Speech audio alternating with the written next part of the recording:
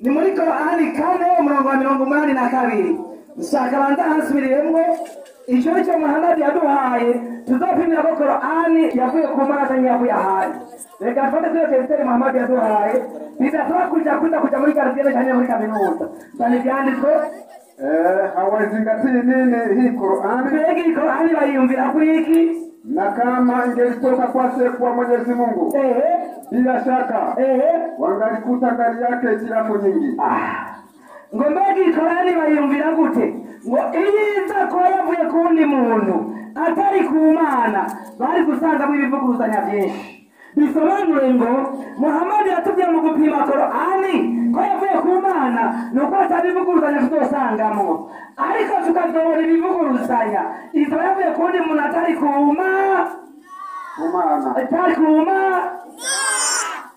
Haleluya, amen. Reka ngende rero muri Qur'ani nyene 52:30 gushika kuri 35 tubwiye aya ivuga ngo iki 52 ego ku murongo wa 30 ku murongo wa 30 kushaka ego ndio wanasema kuwa huyu Muhammad ni mtunga mashairi wanamtazamia kupatikana na mauti kama watakuwa mashairi wengine.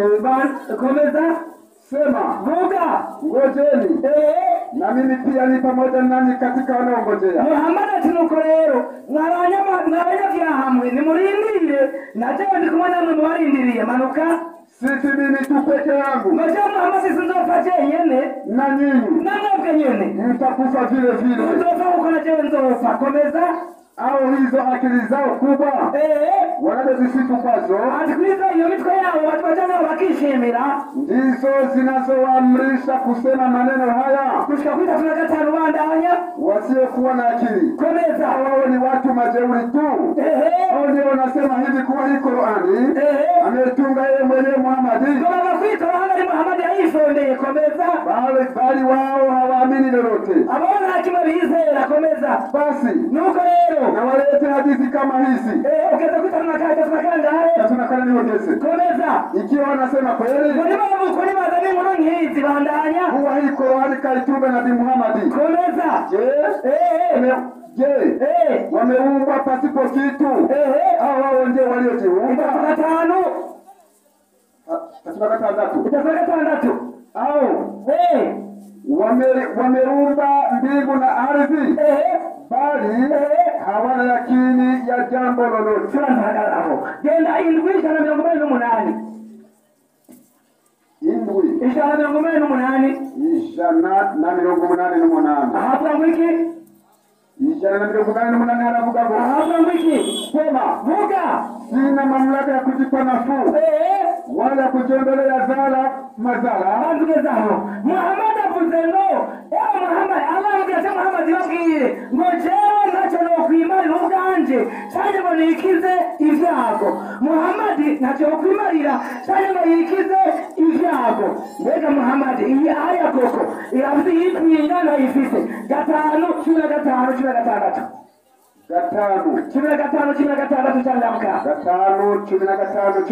wavuga ngo utalianditswe kwa 15 aravuga ngo ni watu wa kitabu wana kitabu amekwisha kufikieni mtume wetu ajana jinua yacu anayekudhirisheni mengi mliokuwa mkiyapita katika kitabu inashia kumegaragazini mwanyegeza mu bitabu na usamehe mengi bila shaka imekwisha kufikieni nuru kutoka kwa Mwenyezi Mungu na kitabu kinachobainisha kila jambo.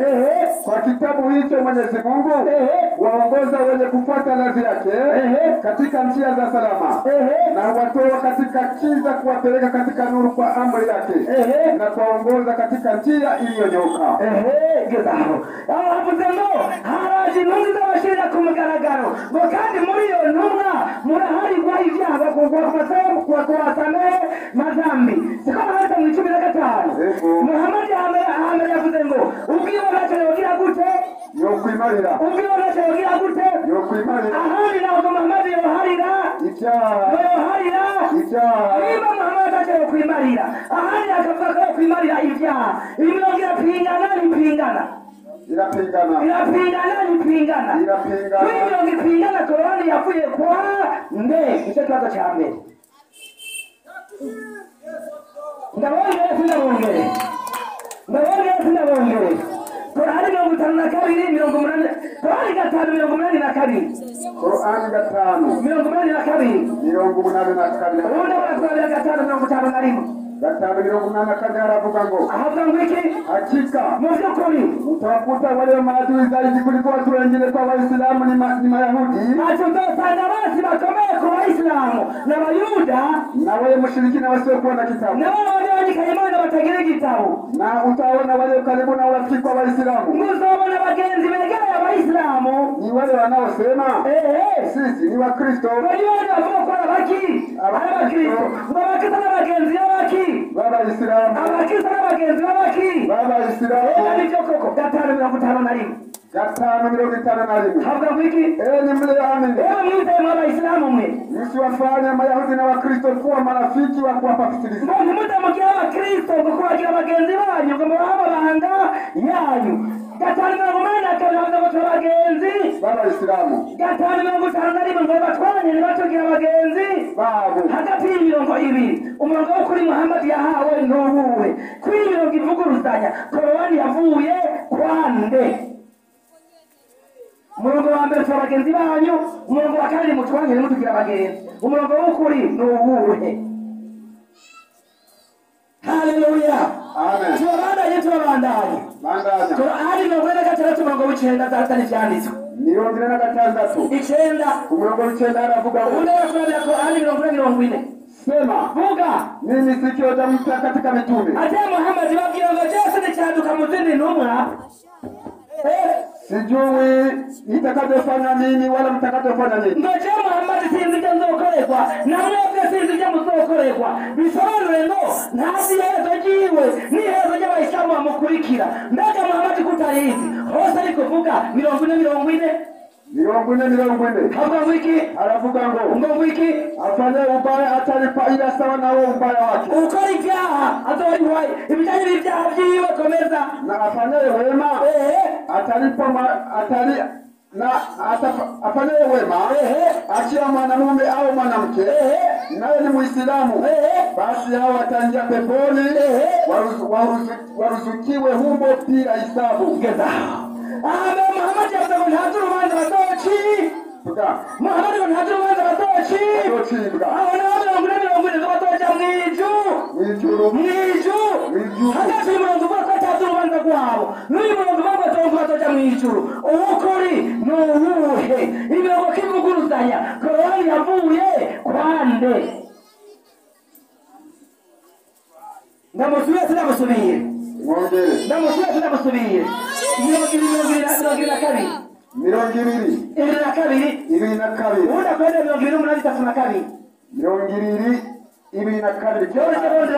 28 22 aravuga ngo na uambatishe mkono wako katika papa yako utatoka mweupe sana pasipo ubaya wowote. Nitoke Mose ageje kwa Farao Imana yamubwiye ngo shira kuko ikiranga cyawe Korani tumwe bashishira ndakiwe agishire reka hose mukwa dusomera aho naho 28 ibiri mwana kabiri Korani ahavuga ngo iki aravuga ngo iki igiza mkono wako kwenye mfuko wako wa nini ya kanzu ya shira kuboko kwa mfuko wiki wikanzu mbele ndashire mukwa kabiri ndashire mukanzu umufuko muri mirongo ibiri Mose yavuye gushira ukuboko iyi mirongo kwivuguruzanya Korani yavuye kwande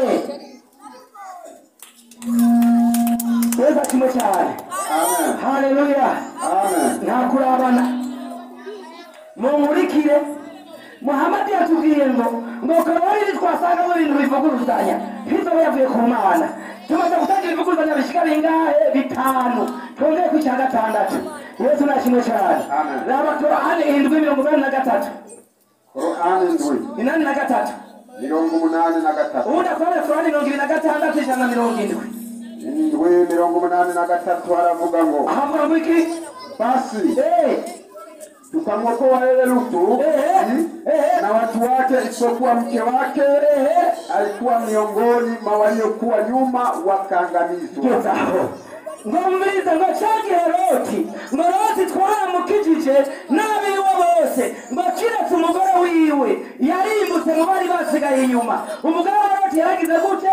Yararimbutse. Genda aho naho 26 jana na 24 aravuga ngo isipokuwa kikongwe aliyehitari kuwa katika wakao nyuma.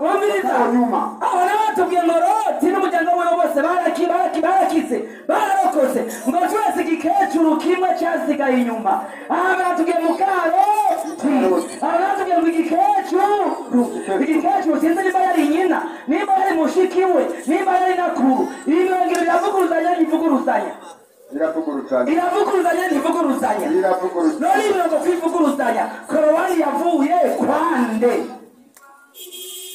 Harimutse igikecuru kitazwi cyane, harimutse mu Karoti. Murongo w'ukuri ni uwuhe?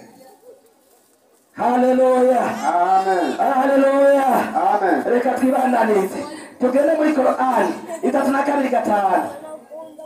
Korowani 32:5 haravuga ngo iki? Anapitisha mambo yote yaliyo baina ya mbingu na ardhi. Kisha yanapanda kwake kwa siku moja tu, ambao kipimo chake ni miaka 1000 mnayotumia nyinyi katika hisabu kwenu. Ngo umunsi umwe imbere y'Imana ni imyaka ingahe? Imyaka igihumbi. Ni imyaka igihumbi. Umunsi umwe ni imyaka igihumbi. Mbega Korani ni yonyene cyangwa bayihindura aho nyene? Genda aho nyene 7:52. 52. Genda ku 70 ku murongo wa 4. Korani 70. 70 ku murongo wa 4. Ku murongo wa 4. 70 ku murongo wa 4. Ahavuga ngo iki? 70 ku murongo wa 4 haravuga ngo iki? Malaika na roho upanda kwake katika siku ambayo muda wake ni miaka 1050. Bantu geto ngo malaika baduga imbere y'Imana umunsi umwe, ngo umunsi ni imyaka 1050 ingahe? 1050. 1050. Aha watu ngo umunsi ngo ni imyaka ingahe? Igihumbi. Hamana tubwiye igihumbi, aha ni 1050 ingahe? 50. Iyi myaka uyu munsi umwe imbere y'Imana ungana n'imyaka igihumbi cyangwa ungana n'imyaka 50 byavuze muri Korani. Umurongo w'ukuri ni uwuhe? Korani kuri kiravuguruzanya. Korani yavuye ku Mana cyangwa yavuye ahandi hantu? Yesu ashimwe cyane. Amen. Tubandanye.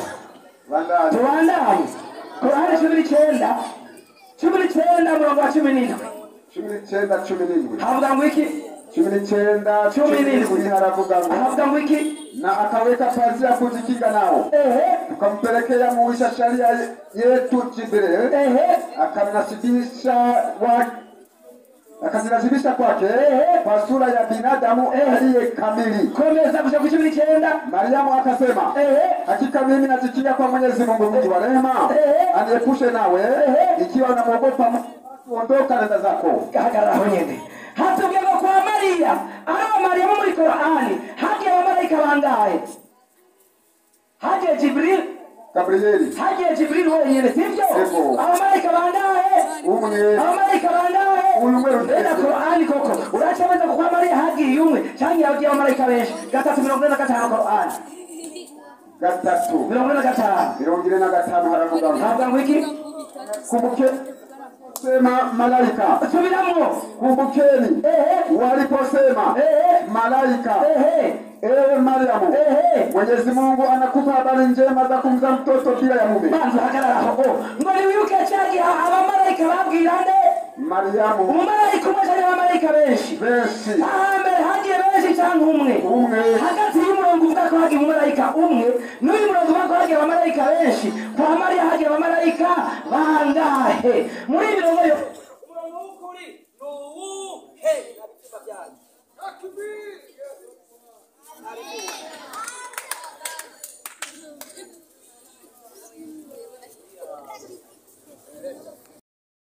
Ubundi akurabire Korani 7:12 zani byanditswe 2:38 tora baruwani havuga ngo iki? kabiri itatu n'umunani haravuga ngo ahavuga ngo iki haravuga ngo iki tukasema shukeni nyote. Lakini tatu n'indwi Itatu n'indwi haravuga ngo kisha Adamu akapokea maneno kwa mwana wake mlezi na mwana wake mlezi alimkadiria toba yake.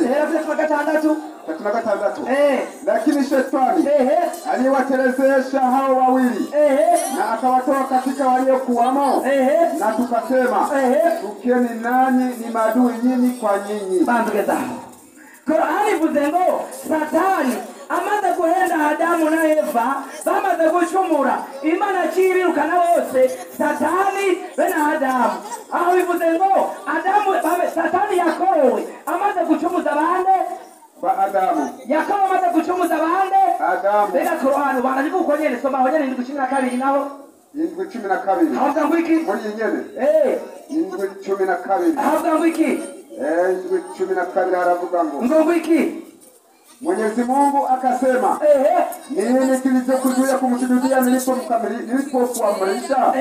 Akasema mimi ni bora kuliko yeye. Umeniumba kwa moto naye umemuumba kwa udongo. Endelea. Akasema basi teremka kutoka humo. Haikufali kufanya kiburi humo. Basi toka, hakika wewe miongoni mwa walio duni. Geta Qur'ani 12:13 hatubwiye ngo cyagi Imana yabwiye abamarayika ngo bunamire Adamu maze kumurema bose barubama urate Satani wenyene ngo hanyuma nicubira Satani ngo kagize ubwibone ukakunamira ikimwamenyeje kurema ngo korokumvire mwijuru nukubanga Qur'ani yerekanye ko Satani yakorowe Adamu amaze kuremwa twahanditse hari naho batubwiye ngo Satani yakorowe Adamu amaze gucumura umurongo uri ngaho ukuri hagati y'uyu uvuga ko Satani yakorowe Adamu amaze kuremwa n'uyu uvuga ko yakorowe amaze gucumura umurongo w'ukuri n'uwuhe Satani yakorowe ryari ku bwa Qur'ani yakorowe amaze kubacumuza cyangwa yakorowe bahejeje kubarema uze kudusigurira imirongo. Haleluya amen. Reka tubandanye genda Qur'ani 32:5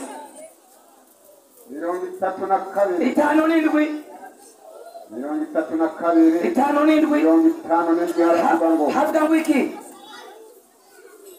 3:5 mbona ayo hakuna marini 3:5 hiyo hakuna kabisa. Genda 52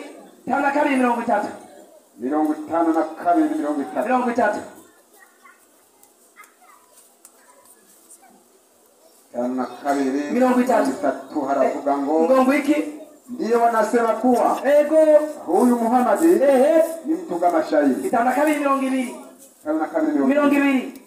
52 haravuga ngo iki watakuwa wamegamia juu ya viti vya fahari ngo bahita mu mwijuru bazorega intebe z'icyubahiro komeza walivyopangwa safu intebe zipanze neza ku mirongo komeza na tutawaoza wanawake wanaopendeza wenye macho ya vikombe makubwa ngo bazorongora abagore bafite amaso manini angana n'ibikombe abagore bafite amaso n'ibikombe sinzi ko ari ibirongo nabyo nzimbaye ntabwo tubikombe sinzi byari ibyo mwanyihanganira ushobora gusanga bagasariya cyangwa bagatasi mugabo bazorongora abagore bafite amaso angana n'ibiki ibikombe mbega nibyo koko barabizi ko bazorongora abagore cyangwa nabyati 4:9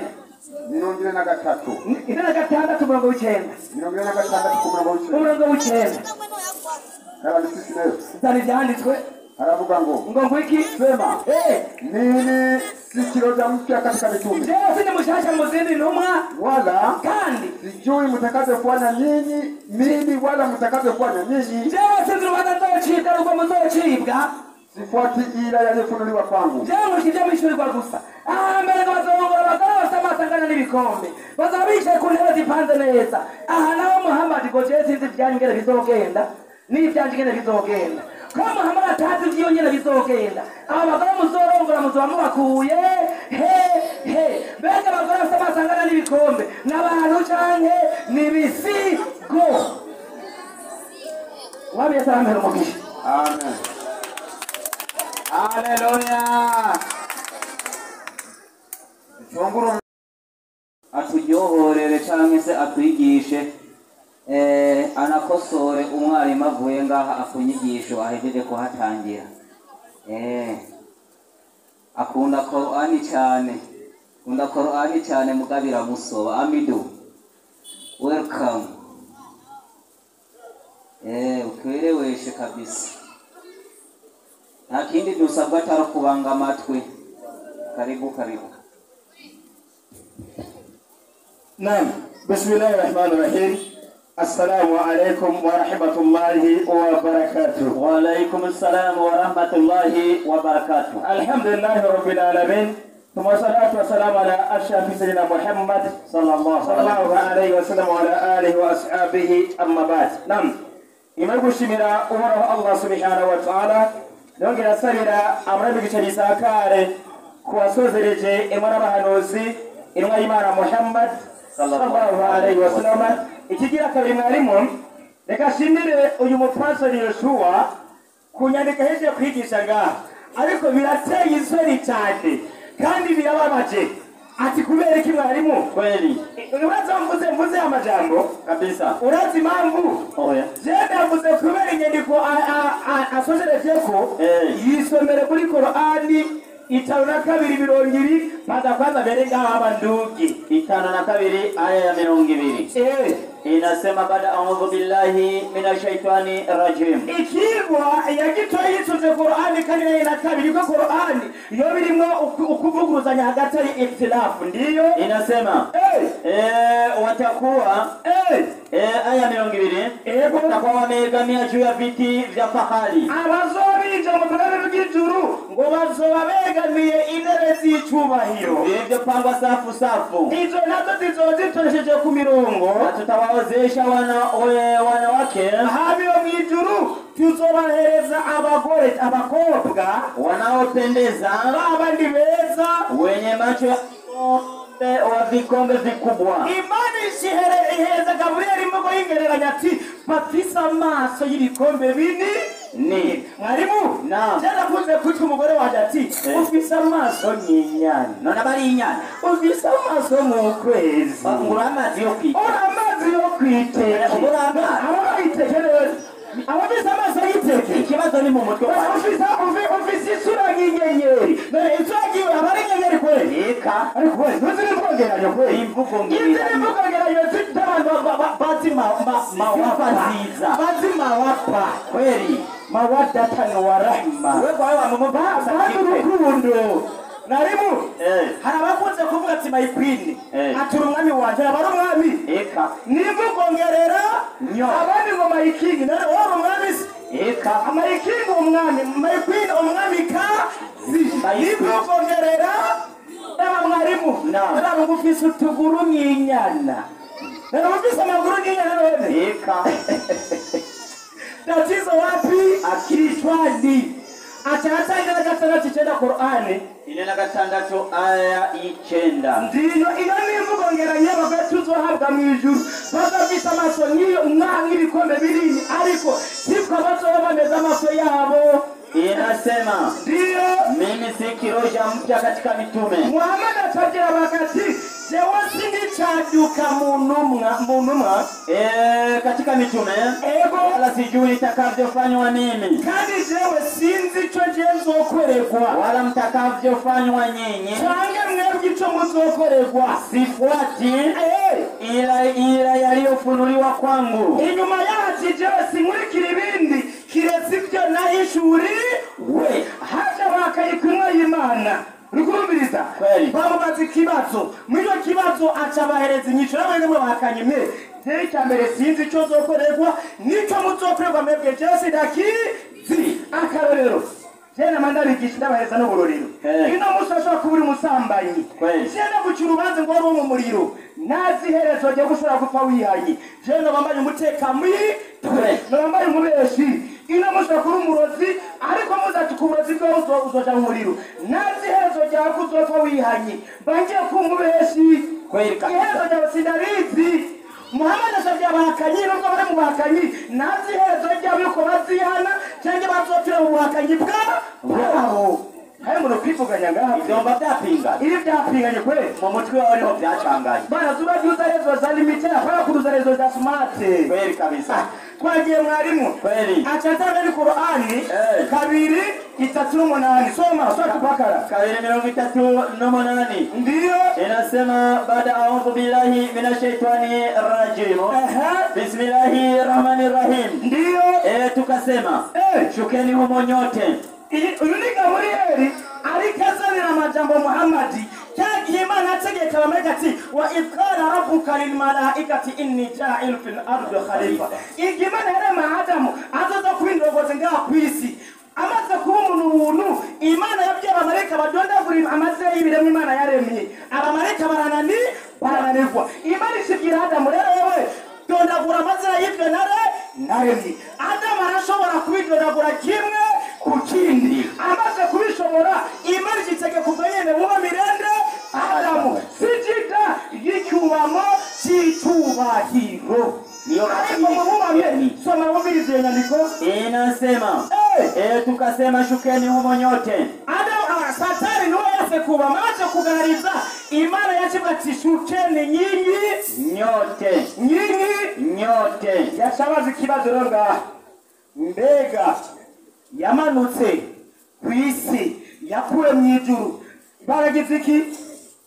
Baracumuye cyangwa bataracumura. Aho yaciye agenda 12. Soma ndamusigurire. Indwi aya indwi umurongo 12. Ndiyo yaciye azunganishiza tarimo tilafu. Kweli kabisa. Soma inasema hivi. Ndiyo. Bismillahirrahmanirrahim. Mwenyezi Mungu akasema. Ndiyo. Nini kilichokuzuia kumsujudia? Satani amaze kugariza kumubira Adamu Imana yacibaza Satani niki kikiwa cyatumye kwa wewe wanga kumubamira? Nilipokuamrisha ugiye nakutegetse. Akasema Satani acharishura ngiki? Mimi ni bora kuliko yeye. Ati njewe mimi ni bora kuliko yeye. Mwiza. Ati njewe ndi mwiza cyangwa nimetenda gusumbawe. Umeniumba kwa moto. Ati njewe ndemye ku muriro. Naye umemuumba kwa udongo. Ama nawe umuremye ku gondo. Ndiyo. Akasema Mwenyezi Mungu. Basi. Ndiyo. Shuka huko. Haikufali kufanya kiburi. Imani sibya Satani kurubwira ngo bayo teremuka ngo nabo bikumera kugira ubwibone ubwirate. Toka. Ati toka. Hakika wewe miongoni mwa wadhalilifu. Ati mukuri wewe uri muri babandi basuzuguritse. Urikumiriza? Basuzuguritse. Ayacaho abazi ikibazo rero. Mbega yakuwe mu ijuru bataracumura cange bacumuye. Acagarukira kwiyo aya ya 12. Acibagira inyuma ya Imana kwati ngo tokeni ikiganiro cyarabandanyije hagati y'Imana nande na Satani. Bandanya bumvirize ngaho. Akasema nipe muda. Nako yahise atava mu ijuru Satani bwenyene. Ahubwo yacahindukira Imana ati ewe Mana nipe muda. Mereza umwanya bandanya. Nisipe mpaka siku. Ati njawe sinze pema kumusi. Watakapofufuliwa viumbe. Illa yaumi yab'athun.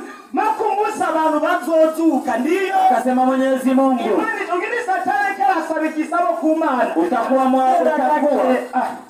iki ni gisabo Satani ariko arasaba Imana. Imana iceshwa Satani ngwiki isura bandanye rero. Na inabaje kureka. Bandanye rero. Utakuwa miongoni mwa waliopewa muda. Amaze gusaba Imana umwanya makumutu wituka.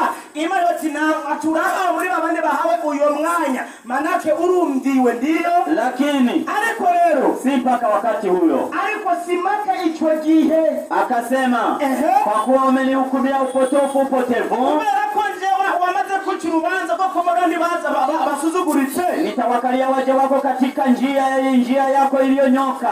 Ati nange nzoce n'abagerageza abashumba bawe ibirema byawe mu nzira igororotse ili niwapoteze kugira ngo ndabatakaze. Kisha nitawafikia kwa mbele yao. Ati hanyuma rero ngo nzobaturuka imbere yabo na nyuma yao. Nongenda baturika inyuma yabo na kuumeni kuliani no mu buryo bwabo na kushotoni no mu bafikini kiki mwarimu umusaraba kugisanga kumasengero. Niyo mpamvu birimo bashemusa kumasengero kwa urusengero w'ikiba cyande cha Satani. Ahana kuweza kugwa mu ijuru Satani. Genda wige. Yashagarukiye yagenda wige. Kandi kisebanye rero. Asha niyo. Ahano yashaka kugwa mu ijuru. Hajane muri etanga jora. Mwarimu. Kweli.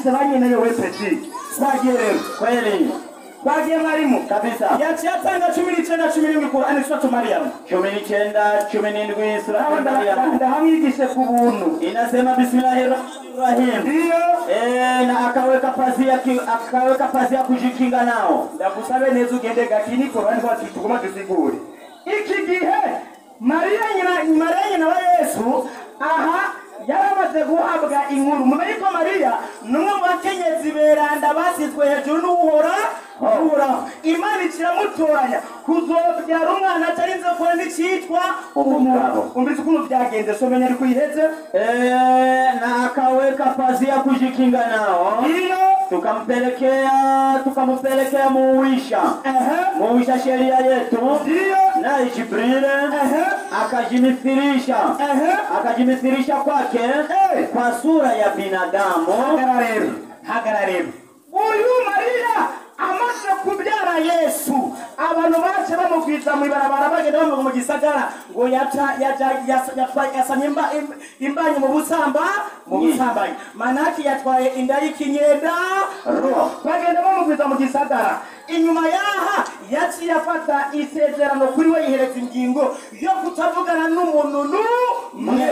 Amaze kwihereza ingingo niho yaciye agenda mu nzu yagiyemo yaciye ashyira igitambara kishwe paziya arazibira kugira ngo naze guhura n'ikirema kitwa umuntu. Noneho Imana ikirungika umujumbe Gaburiyeli aza kwa Mariya mu ishusho y'ikiremwa muntu. Amaze kuza mu ishusho y'ikiremwa muntu bica bituma Mariya avuga ati baada ya majambo yavuze ngaho inasema 18. Mariamu akasema, Maria akabwira Gabrieli yasema ishusho y'umuntu, hakika mimi najikinga kwa Mwenyezi Mungu, ati jali kuoraho Imana ndinda abantu ndiyo mwingi wa rehema, ndiyo aniepushe nawe.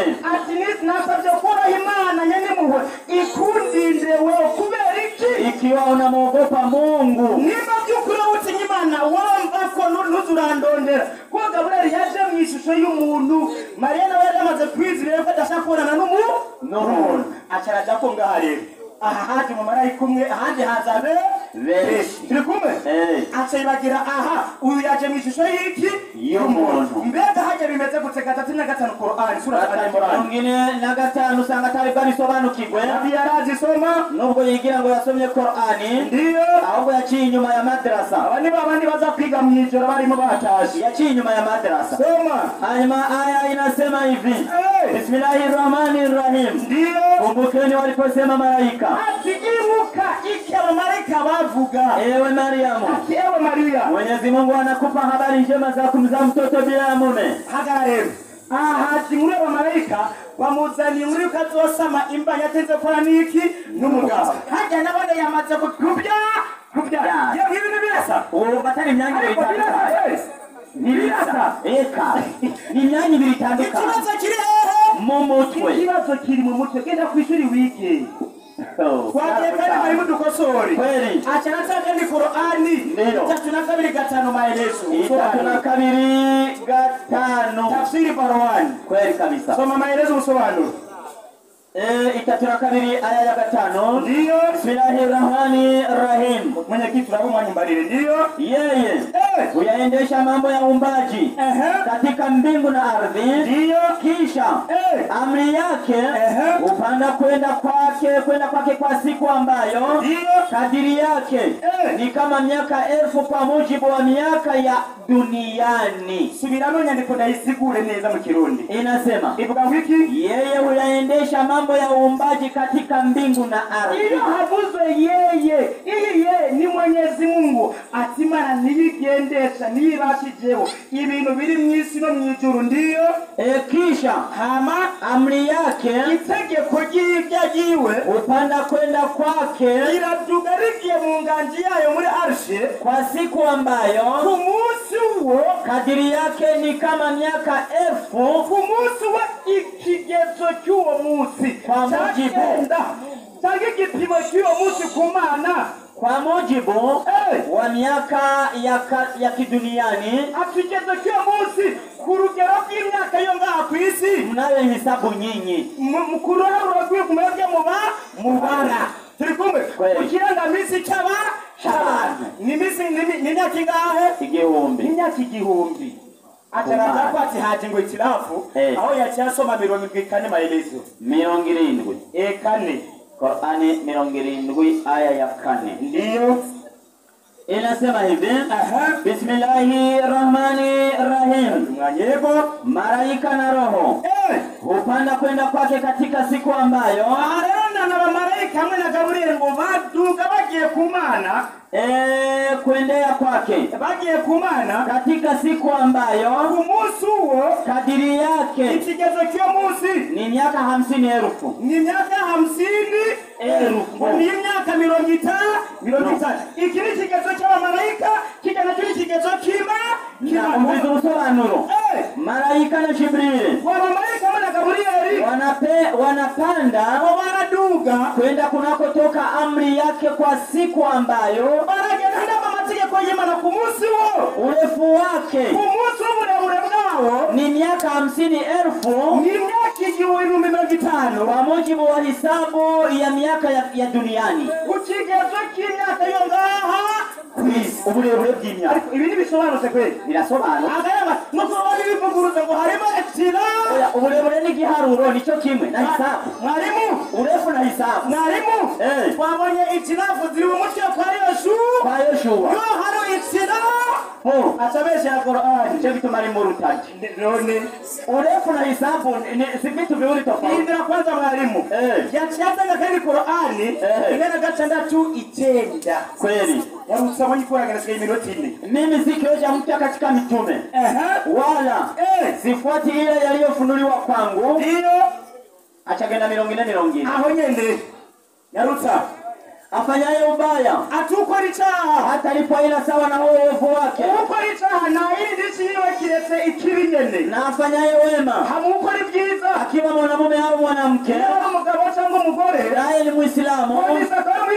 basi hao kwabo rero wataingia peponi wataingia wapi peponi ujana bacha batinga habazinjira mwijuru ajana ngo natu bazoja ngo harimo ngo ikina ngo ntazinga ibyo bazokore umene yamenye ko ko yicishwa hajya bakanye hano no haja bemera na bakoze ibyiza bemera bana bakanyumba bisa birasa ikibazo ni mu muti mwarimu naam inga ni ngoko birasa wapi amateke ni mubwishaza birasa wapi nyama n'umuceri birasa wapi ari kujya ngo birasa tatizo nenda kusoma yari kanishura abantu mu biringo bibiri bitandukanye twagiye